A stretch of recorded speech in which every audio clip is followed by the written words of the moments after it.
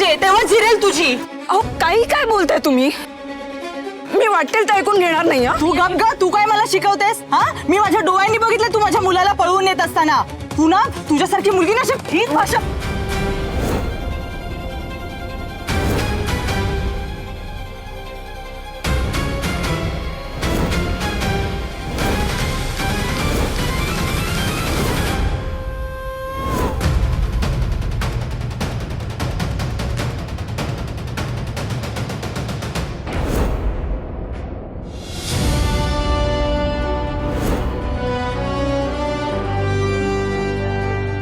शांत राहा जरा.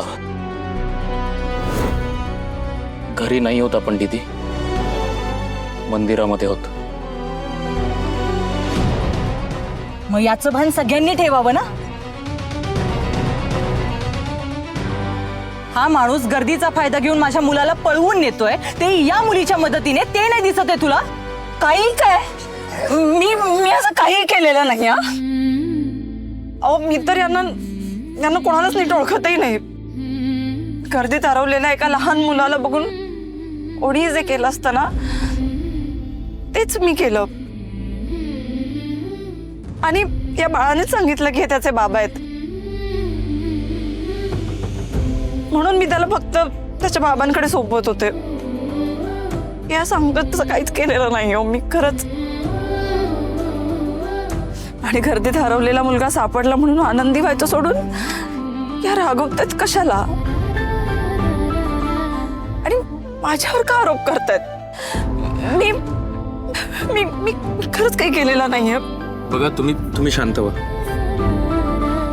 मला माहिती आहे तुम्ही काही केलेलं नाहीये. माहिती आहे म्हणजे? तू ओळखतोस हिला? आणि अरे सख्या बहिणीपेक्षा तुला हिच्यावर जास्त विश्वास आहे? दादांत खोटं बोलतीये ही. मी बघितलं हिला श्रेयसला आशुतोषकडे सोपवताना. आणि मी जर वेळेत आले नसते ना तर हे दोघे श्रेयसला घेऊन पसार झाले असते. दीदी यांच्यामुळे श्रेयस सापडलाय आपल्याला. त्यांचे आभार मानायचे सोडून तू हे वाटेल ते आरोप करतेस त्यांच्यावर.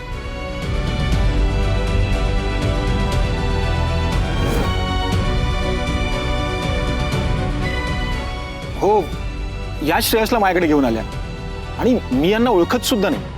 आणि मुळात म्हणजे मी श्रेयसला का पळवून घेऊन जाईल? अगं बाप आहे मी त्याचा, अगं हक्क आहे माझा त्याच्यावरती. आणि ते उगाच आरोप करू नकोस तू. बरोबर आहे त्याचं. आणि आशुतोषला मी बोलावलं इथे श्रेयस आणि त्याची भेट घालून देण्यासाठी. समीर नाही थांब जरा. तो हरवला ही चूक माझी. आम्ही दोघं शोधायचा प्रयत्न करत होतो त्याला. यांना सापडला म्हणून त्या घेऊन आल्या फक्त. आता हे दोघे पकडले गेलेत म्हणून काही कारण देऊ नकोस तू.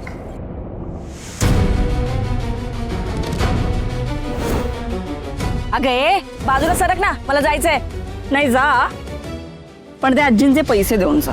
कसले पैसे? अगं फसवते बाई. कोण कोणाला फसवतंय ना ते आत्ताच कळेल. बरी सापडलीस. आता नाही सगळ्यांसमोर माझ्या पायावर नाक घासायला लावलं तर नावाची नीलांबरी नाही, नीलांबरी. अरे मी श्रेयसला भेटू देत नाही ना आशुतोषला, म्हणून करतोय तो हे सगळं.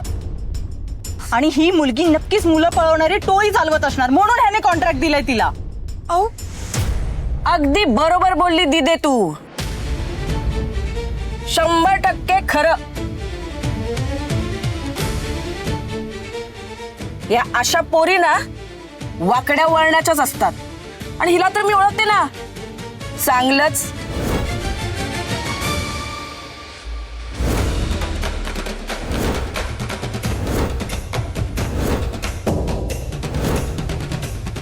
अहो परवा भाजी मार्केटात भेटली होती. एका बाईला, म्हाताऱ्या बाईला लुबाडत होती, फसवत होती. ती बिचारी गरीब हो फसवत होती हो. अख्खं पब्लिक हिला मारायला आलं होतं. शेवटी मी मध्यस्थी केली आणि हिला सोडवलं. अहो काही काय बोलताय तुम्ही? काही काय बोलती? हिच्या भोळ्या बाबड्या चेहऱ्यावर जाऊ नका. त्या दिवशी सुद्धा असंच करत होती. मी मी मी नाही बाई. अगं पैशांसाठी ही असली पाप करतेस. त्या दिवशी त्या बाईला फसवत होती आणि आता माझ्या लेकराला घेऊन चालली होतीस. लाज वाटत नाही तुला? पैशांसाठी एवढी एवढी पाप करशील तू? अहो किती खोटं बोलताय तुम्ही. निदान देवाच्या दारात तरी खोटं बोलू नका.